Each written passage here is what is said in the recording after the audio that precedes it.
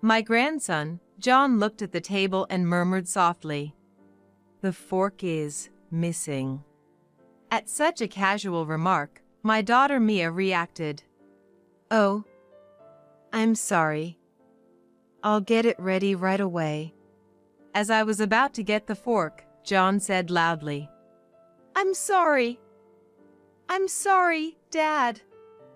I'll take the punishment today. So, don't do it for Mom." Punishment? What on earth was John talking about? I couldn't understand what he said. But both Mia and John seemed tense and rigid. Punishment? Don't worry about it, John. It was Grandma who forgot to put out the fork.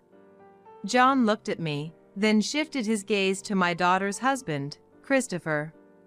Come on, John. What are you talking about? Christopher was clearly disturbed. I began to realize the unease I had been feeling. Both Mia and John seemed incredibly tense when speaking with Christopher. Mia used to talk joyfully with him when they got married, but now it was Christopher who dominated the conversations. Come on, Mia, say something. Christopher was panicking. And surely, everyone at the dining table felt the heavy atmosphere. But no one tried to change it. Christopher, care to explain? Finally, my husband Paul spoke up. He seemed to have noticed something as well. Despite his gentle nature, at this moment, he was as angry as I've never seen him before. His hands were trembling as he placed his clenched fists on the table after taking a deep breath. My name is Madison. I live with my husband and daughter. I married Paul, a coworker, and we had Mia soon after. There was a time I debated quitting my job, but Paul supported my desire to continue working. Since Mia's birth, we've shared household chores and childcare, supporting each other through life.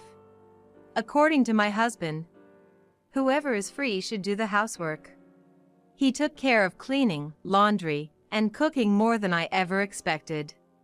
When Mia was small and sick, forcing me to miss work, we took turns taking paid leave so the burden wouldn't fall solely on me. We don't adhere to traditional roles of dad or mom.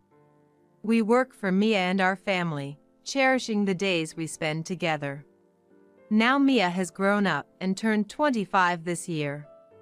It seems she has someone special at work and plans to bring him over soon. My husband says, "It's too early." But I got married at Mia's current age. He becomes tongue-tied when we talk about those days. Later, Mia brought home a man named Christopher, a pleasant young man with a clear voice. My husband seemed to like him immediately. Christopher, drink more. Encouraging him to drink more. Dad, Christopher isn't much of a drinker. It's okay, Mia. I'm happy. I got to properly greet Mia's precious parents, so this is nothing. Christopher seemed slightly drunk, slurring his speech but responding well.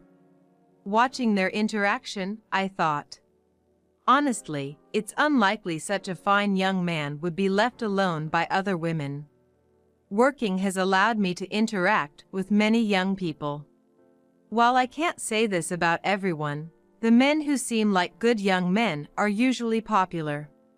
From a parent's perspective, Mia is quite beautiful. But I wanted to know why he chose Mia. Christopher, don't push yourself. This guy is just a bit sad about Mia leaving home. He's just trying to drown his sorrows in alcohol. My husband muttered in a low voice. Be quiet. As if sulking like a child.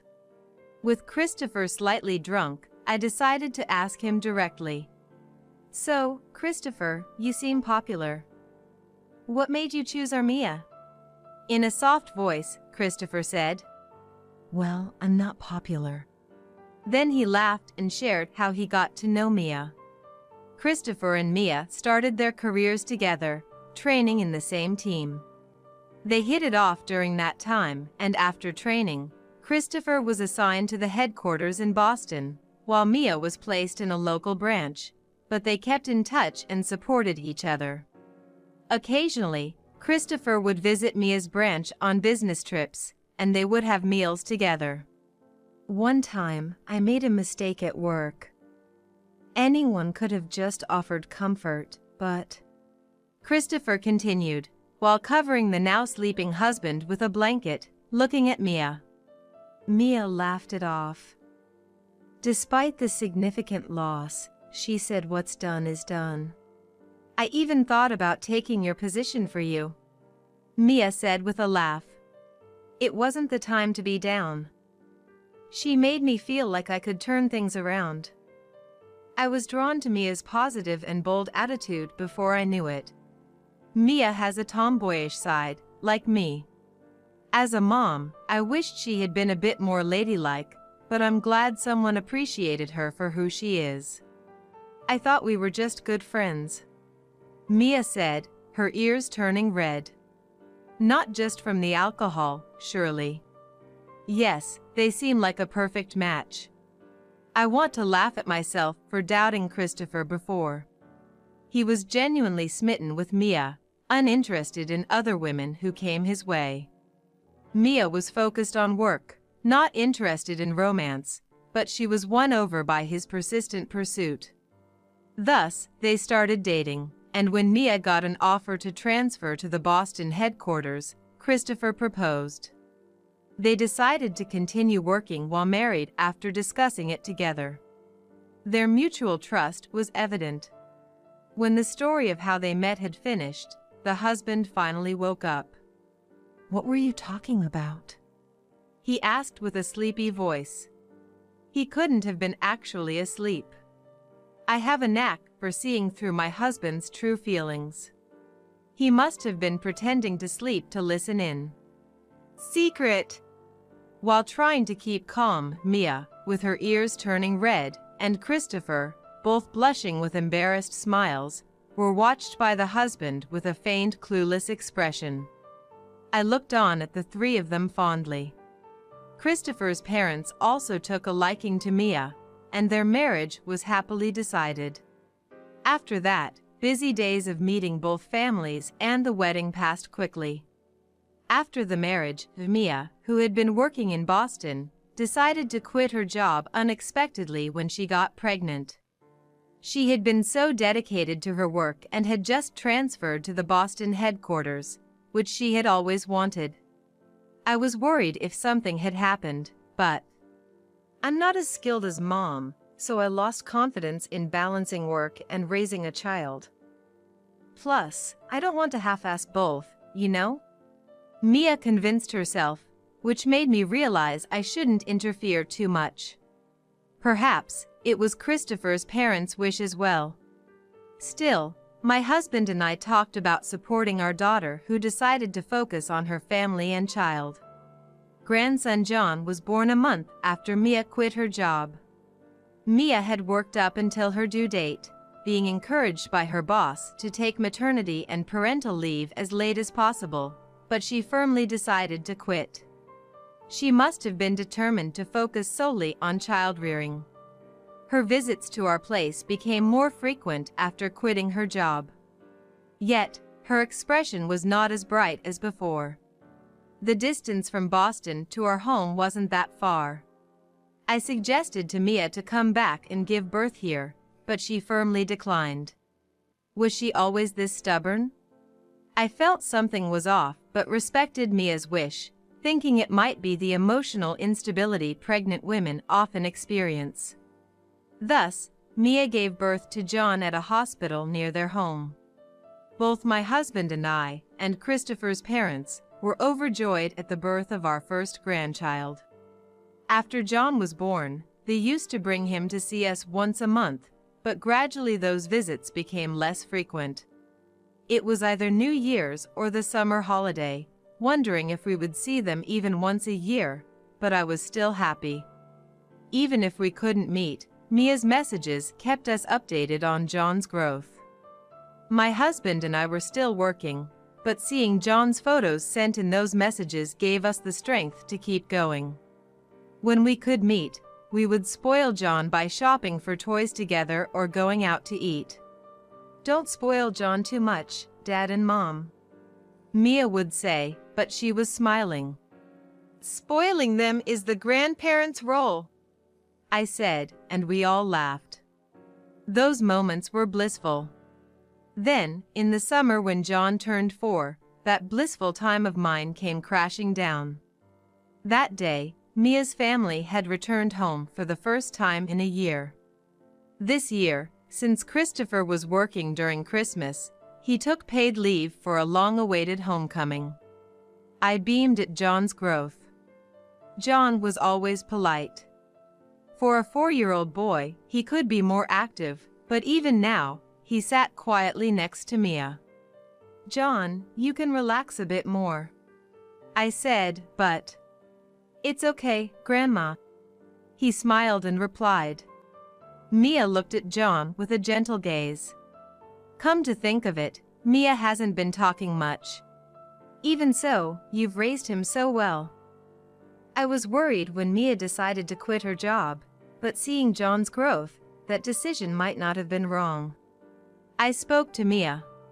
Mia looked at me with a happy yet somewhat sad expression. Is she not feeling well about it internally? "That's right, Mom."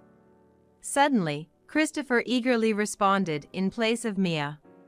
"It was me who asked Mia to quit her job, so John turned out to be such a good boy."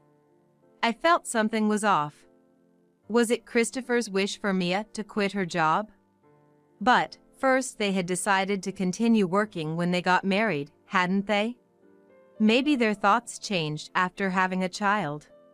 Well, I wish he could be a bit more mischievous for a boy. My husband also seemed to have something on his mind, similar to mine. It's okay, isn't it? John is smart and kind. I raised him, so he's got a good core. Mia hurriedly tried to end the conversation in a somewhat panicked manner. Christopher listened to this exchange without a smile. Only the sound of a news program from the TV could be heard in the silent living room. To change the atmosphere, I deliberately raised my voice and said, "Well, shall we start preparing for dinner? Mia, could you help me out a bit?" Being alone with my daughter might prompt her to open up. With that hope, I invited Mia to the kitchen. "So, we're having steak today, John's favorite." I started speaking as if nothing was wrong, keeping my unease to myself. Mia prepared efficiently. "You never did much cooking when you were at home, did you?" I laughed, but Mia did not take her eyes off the meat. Having raised Mia while both of us were working, we never had the chance to cook together in the kitchen like this. Mia often came home late from cram school or club activities during middle and high school, and she started part-time jobs when she became a university student, so she was rarely home. I think I made her feel lonely. That's why I thought she chose to quit her job and stay home for John, but from what Christopher said earlier, it seemed not to be the case. I stopped my hands, turned towards Mia, and asked, "Hey, Mia. Is there something you want to talk about?" Mia stopped moving. After a moment of silence, she also looked into my eyes. "Well, Mom," and started to say. It seemed she was struggling to find the next words, maybe hesitating about something. Just as I was about to speak, the beer's run out. Dad said to go get some. John came into the kitchen. Mia snapped back to reality, took a can of beer from the fridge, and handed it to John. "Good job, John. Well done." I praised John, and he smiled and returned to the living room. Really, for being only 4 years old, he's already so helpful. I was impressed, but Mia's expression turned sad again. "Is something wrong?" I tried to ask again, but this time Mia laughed and said, "It's nothing. Just a bit tired from the move today." "I'm fine, really," she replied cheerfully, but it seemed somewhat forced. Still, Mia acted brightly, so I couldn't press further. The dinner preparations were completed, and we moved the dishes from the kitchen to the dining table. The men were drinking beer in the living room, carefree. My husband would help when it was just the two of us, but in times like these, it couldn't be helped. After arranging the dishes, side plates, drinks, and glasses on the table. "All right, dinner's ready. Please, everyone, take a seat," I called out. "Wow, this looks delicious." "As expected." Christopher praised the meal with a happy face. Not what the thing. It could just be polite, but I couldn't accept it straightforwardly. Unaware of my feelings, Christopher was the first to take his seat, and John tried to sit next to him. However, looking at the table, John muttered quietly, "There's no fork." Mia reacted to this seemingly trivial remark. "Oh? Sorry. I'll get it ready right away."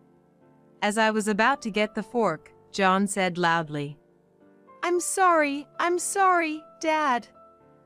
I'll take today's punishment. So please, not Mom." Punishment? What was John talking about? I couldn't understand. But both Mia and John looked tense, their bodies stiff. Punishment? There's no need for that. It's Grandma who forgot to put out the fork, so John, you don't have to worry. John looked at me, then his gaze shifted to Christopher. No way, John. What are you talking about? Christopher was clearly upset. I began to realize the source of the unease I had been feeling. Both Mia and John seemed incredibly tense when speaking with Christopher. Mia used to talk happily when they got married, but now it was Christopher talking at her. Come on, Mia, say something. Christopher was panicking. And surely, everyone realized the heaviness at the dining table. But no one tried to change the atmosphere. Christopher, can you explain what's going on? Eventually, my husband spoke up. He seemed to have noticed something too. Though he's usually gentle, at this moment, he was angrier than I'd ever seen him. While taking a deep breath, his clenched fist rested on the table, trembling. Christopher remained silent, not saying anything. No matter how much my husband pressed, Christopher wouldn't open his mouth. He just stared at the table. This was getting nowhere. I decided to ask Mia and John about it. What does punishment mean? Is it a usual thing? Mia didn't respond, but John slowly nodded as if he had made up his mind. Usually, Mom, when Dad. John started to speak slowly. The things John recounted were unbelievable. If Mia tried to enjoy household chores even a little, she would be berated or hit. If he didn't like dinner, he'd throw it in the sink and go out to eat alone. If Mia wasn't awake waiting when he came home late, he would scold her severely. Just listening made my heart feel like it was going to burst. I've seen Mom being treated like that since I was little. Lately, if I don't do things properly, Mom gets scolded for my mistakes too. John was being so mature to prevent Mia from getting scolded because of him. I'll be 5 soon, so I thought maybe I could start protecting Mom. So, the punishment should be mine. John. Did Mia realize how John felt? She started crying, unable to speak. Is what you're saying true? My husband raised his voice and confronted Christopher. But Christopher wouldn't even look at us. He just sat there, head bowed. I've had enough. Finally, Mia opened up about everything. Things were fine when they first got married, but Christopher's attitude changed gradually. The moment Mia's pregnancy was confirmed, he pressed her to quit her job, and when he realized Mia wouldn't easily agree, he went ahead and informed her workplace about her resignation without her consent. Mia, hearing about this from others, tried to discuss it with him, but "You've got no choice but to quit your job." He refused even to talk about it. The emotional instability and physical discomfort of pregnancy compounded, and Mia chose to resign. She had planned to work until the last month, but was met with constant sarcasm from Christopher during that time. He never once showed concern for her condition during or after the pregnancy. He didn't help with childcare at all, sometimes leaving the house at night because of the baby's crying and not returning. As John grew older, the treatment towards Mia worsened. Mia endured any punishment to protect John, but "Why didn't you talk to us?" I was filled with regret. I had thought my daughter had found her happiness and was leading a good life. If only I had noticed sooner. "I thought it would be okay as long as I endured it," Mia continued in a frail voice. She had thought about divorce many times, but was worried about how John would feel without a father.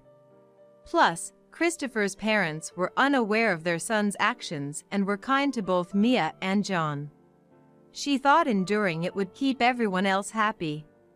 But as John grew, Christopher's punishments began to extend to him too. "I can endure a lot, but I can't stand him laying a hand on John." John quietly stayed close to Mia. With a voice filled with suppressed anger, my husband asked Christopher again.